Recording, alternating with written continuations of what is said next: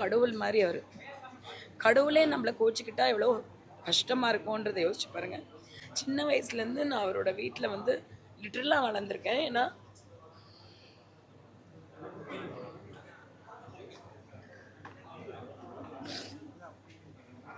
சில விஷயம் பேச முடியாது, உண்மையை சொன்னால் தப்பாயிடும், வேண்டாம். ஏன்னா அந்த வீட்டில் நான் பூஜை பண்ணியிருக்கேங்க. நான் வந்து அந்த வீட்டில் லாக்கர் சாவி வந்து ஜீவம்மா கையில் வாங்கி போய் நகையை எடுத்து அம்மன் கிட்ட போட்டு அவ்வளோ தூரம் நான் அந்த வீட்டுக்கு உழைச்சிருக்கேன். அந்த குடும்பத்தில் நான் ஒருத்தி மருமகளாக போக வேண்டியவங்க. இதுக்கு மேலே நான் சொல்ல முடியாது. காதலன் படம் பார்த்து தான் நான் வந்து சினிமாக்கே வரணும்னு ஆசைப்பட்டிருக்கேன். பிரபுதேவாவோட மிகப்பெரிய ஃபேன் நான். பிரபுதேவா வந்து அந்த அளவுக்கு நான் மானசீகமாக லவ் பண்ணுற அளவுக்கு வந்து நான் வெறித்தனமான ஃபேனாக இருந்தேன். காதலன் படம் பார்த்து அந்த என்னவளே சாங் எல்லாம். அதுக்கப்புறம் தான் சந்திரலேகா நடந்தது. ஸோ அதே கமலா சினிமாஸில் மட்டும்தான் நான் ஃபஸ்ட்டு பார்த்தேன் காதலன். அதே மாதிரி தில்வாலே துல்ஹனியா லே ஜாயேங்கே, டைட்டானிக், அந்த மாதிரி நிறைய படங்கள் வந்து கமலா தியேட்டர் வந்து ஒரு சென்டிமெண்டலி எமோஷ்னலி ரொம்ப கனெக்ட். என்னோட அம்மாவோட ஃபேமிலியோட நான் வந்து உட்காந்து அதே பாக்ஸில் நான் பார்த்துருக்கேன். ஸோ மிஸ்ஸஸ் அண்ட் மிஸ்டர் வந்து இங்கே ஸ்பெஷல் ஷோ போட்டு இங்கே பார்த்தது வந்து எனக்கு ரொம்ப ரொம்ப ரொம்ப சந்தோஷமாக இருக்குது. ஒரு மாதிரி சென்டிமெண்ட்டாக இருக்குது. அண்ட் அஃப்கோர்ஸ் இவ்வளோ பேர் வந்து ஒரு எனக்கு அது என்ன சொல்கிறதுனே தெரில. எனக்கு ரொம்ப எமோஷ்னலாக இருக்குது. பட் மிஸ்ஸஸ் அண்ட் மிஸ்டர்னு ஒரு படம் எடுத்திருக்கேன். எல்லோரும் பிடிச்சிருக்குன்னு சொல்கிறாங்க, நல்லா இருக்குன்னு சொல்கிறாங்க. எனக்கு தெரியல, நான் ட்ரை பண்ணியிருக்கேன், முயற்சி பண்ணியிருக்கேன், உண்மையாக அதான் பண்ணியிருக்கேன். என்னோடய ஃப்ரெண்ட்ஸ், என்னோடய கோஸ்டார்ஸ் எல்லாருமே இந்த படத்தில் வந்து ஷகிலாக்கா, அவங்களுக்கு நல்ல ரெஸ்பான்ஸ். அவங்க வந்து வர்றும் போதே வந்து அங்கே சிரிப்பு வருது.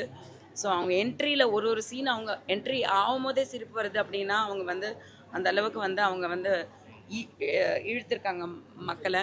அதே மாதிரி கணேஷோட காமெடி சென்ஸ் ப்ளஸ் அந்த வில்லத்தனம் வந்து ஒர்க் அவுட் ஆகிருக்கு. அண்ட் ராபர்ட் அண்ட் ஐ எல்லாருமே வந்து ரொம்ப க்யூட் கப்பிளாக இருக்கீங்க, ரொம்ப நல்லா இருக்குது அந்த கெமிஸ்ட்ரின்னு சொல்கிறாங்க. நான் இதை கண்டிப்பாக எதிர்பார்த்தேன். அது எல்லாருக்குமே தெரியாது நாங்கள் எப்படி இருப்போம் அப்படின்ட்டு. பட் அந்த ஆன்ஸ்க்ரீன் கெமிஸ்ட்ரி வந்து ரொம்ப ஒர்க் அவுட் ஆகிருக்குன்னு நினைக்கிறேன். ஸோ ஃபஸ்ட் ஆஃப் ஒரு விதம் அது எல்லாருமே வேறு மாதிரி ரசித்தாங்க. எல்லாருமே வந்து அது எப்படின்னா சொல்லாமல் சொல்லியிருக்கேன். அதுதான் வந்து இந்த ஏ படம்னா உடனே எல்லாத்தையும் ஓப்பனாக வந்து காமிக்கிறதுன்றது வேற ஏ படம். இது அப்படி கிடையாது. இது நான் ஓப்பனாக எதுவுமே காட்டல, புரிஞ்சவங்களுக்கு புரியும் அப்படின்ற மாதிரி தான் நான் வந்து சஜஸ்டிவ்னு சொல்லுவாங்க, அந்த சஜஸ்டிவ் விதத்தில் தான் நான் டைரக்ஷன் பண்ணியிருக்கேன். அதே மாதிரி செகண்ட் ஹாஃபில் வந்து emotion, love, comedy and sentiment climax வந்து ரொம்ப பிடிச்சிருக்கு. அந்த கிளைமேக்ஸ் சாங் வந்து ரொம்ப நல்லா இருக்குது. அந்த குழந்தை விஷயம் ரொம்ப நல்லா இருக்குது. யுகேந்திரன் லாஸ்ட் மினிட்ல கியூபுக்கு போனதுக்கப்புறம் தியேட்டருக்கு வர்றதுக்கு ஒரு நாளைக்கு முன்னாடி ட்ராக் வாய்ஸ் வந்து எனக்கு ரொம்ப நல்லா பாடியிருந்தார். ஒரு ட்ராக் வாய்ஸு ஸ்ரீகாந்த் தேவா மியூசிக்கில். ஆனால் எனக்கு வந்து எங்கேயோ அந்த மெச்சூரிட்டி, அந்த எமோஷன் வேணும்னு தோணி நான் யுகிக்கு ஃபோன் பண்ணேன். யுகேந்திரன் மலேசியா வாசுதேவன் ஓட சன், யுக்ஸ்ன்னு சொல்லி ஜோவிகா எப்பவுமே சொல்லுவா. ஸோ கால் பண்ணோடனே அடுத்த செகண்ட் வந்தாங்க நின்று ஸ்ரீகாந்த் தேவா வந்து ரெக்கார்ட் பண்ணது. எனக்கு அது ரொம்ப அழகாக வந்திருக்குன்னு நினைக்கிறேன். படத்தில் எல்லோரும் ரொம்ப ரசிக்கிறாங்க. அந்த பாட்டை வந்து ரிலீஸ் பண்ண சொல்கிறாங்க. அதே மாதிரி சிவராத்திரி சாங் அது வந்து கிரண் வந்து வந்தப்போ கிளாப்ஸ் வந்தது. அந்த மாதிரி எல்லாத்துக்குமே ரெஸ்பான்ஸ் இருக்குது. எனக்கு ஐ ஹோப் ஒரே ஒரு விஷயம் என்னென்னா, ஐ ஹோப், ஏன்னா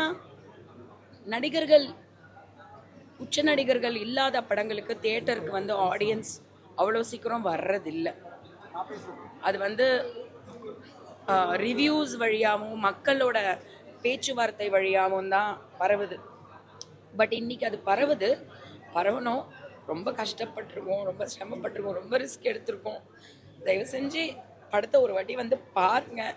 பார்த்துட்டு உங்களுக்கு பிடிக்கும். நான் ரொம்ப முயற்சி எடுத்து ரொம்ப கஷ்டப்பட்டு பணங்கிறத தாண்டி மண்டையை உடைச்சிருக்கேன். ஏன்னா அவ்வளோ ப்ராப்ளம்ஸ் வந்தது. இது எப்படி சரி பண்ணலான்னு, அதாவது எங்கெங்கே எதை எடுத்தேன்னு நீங்கள் கேட்டிங்கன்னா, எப்படி எடுத்தேன், எப்படி வந்து இது பண்ணேன் அப்படின்னா, இது சீன் தேவையா? சீன் இல்லை, அப்புறம் எதுக்கு இப்போ ஜோவிகா இல்லைன்னா சத்தியமாக இதெல்லாம் பண்ணியிருக்க முடியாது. Jovika and my directorial immediate team எல்லாமே என் ஃபேமிலி தான். கணேஷ், ஷகிலாக்கா, ஸ்ரீமன், கிரண், எல்லாருமே லைக் நான், ஆர்த்தி, எல்லாருமே everybody, cameraman, editor, Naresh, post production studios எல்லாருமே. ஸோ ரொம்ப லாபம் நஷ்டம் தாண்டி ஆத்மாத்மா நான் ரொம்ப சந்தோஷப்படுறேன். பட் மக்கள் இதை பார்க்கணுன்னு விரும்புகிறேன். ராஜா சார் வந்து இப்போ அந்த சாங்குக்கு வந்து நோட்டீஸ் கொடுத்துருக்காங்க. இதை பற்றி என்ன மேடம்? இல்லை இப்போ தான் எனக்கு மெசேஜ் வந்தது. நேரில் போய் பார்த்து நான் வந்து பிளெஸ்ஸிங் வாங்கினேன், அவர்கிட்ட சொன்னேன். அவரும் ஓகே அப்படின்னு தான் சொன்னார். அதுதான் நான் வந்து பேட்டியெல்லாம் எடுக்கும்போது கூட நான் வந்து சொல்லியிருந்தேன். அவர் வந்து ஒரு லெஜெண்ட். அவரை மிஞ்சுறதுக்கு மியூசிக்கு கடவுள் மாதிரி. அவர் கடவுளே நம்மளை கோச்சிக்கிட்டா எவ்வளோ கஷ்டமாக இருக்கும்ன்றதை யோசிச்சு பாருங்கள். சின்ன வயசுலேருந்து நான் அவரோட வீட்டில் வந்து லிட்டரலாக வளர்ந்துருக்கேன். ஏன்னா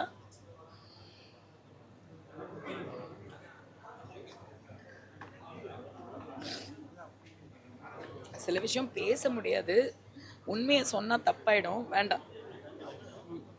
என்ன காரணம் மேடம்?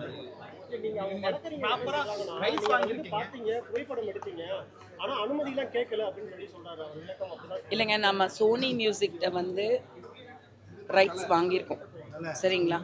சோனி இப்போது ஃபார் எக்ஸாம்பிள் சொல்கிறேன், நம்ம வந்து ஒரு வீடு வாங்குகிறோன்னு வச்சுக்கோங்க. ஒரு பில்டிங்கில் வந்து இப்போது வந்து ஒரு பிராண்டு, ஒரு அப்பார்ட்மெண்ட் காம்ப்ளெக்ஸில் நம்ம ஒரு வீடு வாங்குகிறோம். அந்த வீடோட பிராண்டுன்னு ஒன்று இருக்கும் இல்லையா?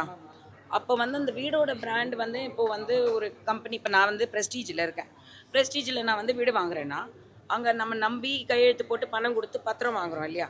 அப்போ வந்து அந்த ப்ரெஸ்டீஜே கிடையாது, இது வந்து என்னோட பூமி அப்படின்னு ஒருத்தவங்க வந்து நடுவில் கேஸ் போட்டாங்கன்னா ப்ரெஸ்டீஜ் மேலே தாங்க கேஸ் போடணும். அப்போ சோனி மியூசிக் வந்து நானுன்னு இல்லை, அது வந்து பார்த்திங்கன்னா அந்த குட் பேட் அக்லி சில படங்களுக்கு, அந்த என்ன படம் அது, அந்த குணா சாங் வந்தது மலையாள படம், மஞ்சுமெல் பாய்ஸ், அது மேலே கூட கேஸ் போட்டாங்க. அந்த மாதிரி பல படங்கள் மேலே போடுறாங்க. ஆனால் அவர் வந்து ஒரு பேட்டியில் சொல்லியிருந்தாங்க, ராஜாப்பா நான் பார்த்தேன், இந்த மாதிரி வந்து என்கிட்ட வந்து எனக்கு மரியாதை கொடுத்து என்கிட்ட வந்து பர்மிஷனாக வாங்கினா நான் காசு கூட தேவையில்லை, நான் கொடுத்துருவேன்னு. நான் அதே தான் செஞ்சேன். ஏன்னா அந்த வீட்டில் நான் பூஜை பண்ணியிருக்கேங்க. நான் வந்து அந்த வீட்டில் லாக்கர் சாவி வந்து ஜீவம்மா கையில் வாங்கி போய் நகையை எடுத்து அம்மன் கிட்ட போட்டு அவ்வளோ தூரம் நான் அந்த வீட்டுக்கு உழைச்சிருக்கேன். அந்த குடும்பத்தில் நான் ஒருத்தி மருமகளாக போக வேண்டியவங்க. இதுக்கு மேலே நான் சொல்ல முடியாது. சார் வணக்கம். மிஸ்டர் அண்ட் மிஸ்ஸஸ் படம் பார்க்கறதுக்காக நான் வந்திருக்கேன். சொல்ல பின்னாடி போய் எல்லா கேமரா கவர் பண்ணி. மிஸ்டர் அண்ட் மிஸ்ஸஸ் அண்ணா, சரி பேசவா? சார் வணக்கம், நான் தான் வாட்டர்மெலன் ஸ்டார் பேசுகிறேன். மிஸ்டர்ஸ் அண்ட் மிஸ்டர் படம் பார்க்க வந்தோம். ஸோ இந்த படம் பார்க்க வர்றப்ப என்னோட பெஸ்ட் விஷஸ் ஜோவிகா மேடம் சொல்லிக்கிறோம். ஏன்னா ரொம்ப ஹார்ட் ஒர்க் பண்ணி எடுத்திருக்காங்க. இந்த படத்தை ரிலீஸ் பண்ணது வந்து பார்த்தீங்கன்னா ஸ்ரீனிக் ப்ரொடக்ஷன், ப்ரொடியூசர் பாலா அண்ணாவுக்கும் என்னோட பெஸ்ட் விஷஸ் பண்ணிக்கிறேன். ஸோ ரொம்ப ஹார்ட் ஒர்க் பண்ணி எடுத்திருக்காங்க. சிங்கப்பெண்ணேன்ற மாதிரி ஒரு பெண்ணாக தனியாக நின்று எவ்வளவோ போராட்டங்களுக்கு அப்புறம் எல்லாத்தையும் ஆர்கனைஸ் பண்ணி ஒரு படம் எடுக்கிறதுன்றது அவ்வளோ ஒரு சிம்பிளான ஒரு மேட்ரு கிடையாது. ஸோ ரொம்ப கஷ்டப்பட்டு எடுத்திருக்காங்க. கடைசியில் வந்து கொஞ்சம் எமோஷ்னலாக போச்சு. கிளைமேக்ஸ் சீன்ஸ்லாம் வந்து பார்த்தீங்கன்னா கொஞ்சம் அழுகிற மாதிரி போச்சு. ஃபர்ஸ்ட் டைம் வந்து கமலா சினிமாஸில் வந்து பார்க்குறேன் சார். ஆக்சுவலாக கமலா சினிமாஸ் சார் ஓனர் வந்து நல்ல நம்மளுக்கு பழக்கம், நம்மளை நல்லா ஃபாலோ பண்ணுவார். நானும் அவரை நல்லா ஃபாலோ பண்ணுவேன். அவங்களோட கோட்டையில் ஆக்சுவலாக நம்ம கமலா சினிமாஸோட ஓனர் சாரே சொன்னது வந்து, சார் உங்களோட படம் வரணும், எங்களோட ஸ்க்ரீனில் கட் அவுட் வைக்கணும் அப்படின்ற மாதிரிலாம் சார் சொல்லியிருந்தார். எனக்கு ரொம்ப ஹாப்பியாக இருந்துச்சு. பட் அவங்களோட கோட்டையில் வந்து நான் பார்த்த ஃபஸ்ட்டு படம், பேசிக்காக நான் Madurai sir, mister's and mister தான் ஃபஸ்ட்டு படமாக பார்க்குறேன். ஸோ கமலா தேட்டர் வந்து பார்த்திங்கன்னா மிஸ்டர்ஸ் அண்ட் மிஸ்டர் படம் மூலியமாக நான் யுனைட் ஆகிறேன்.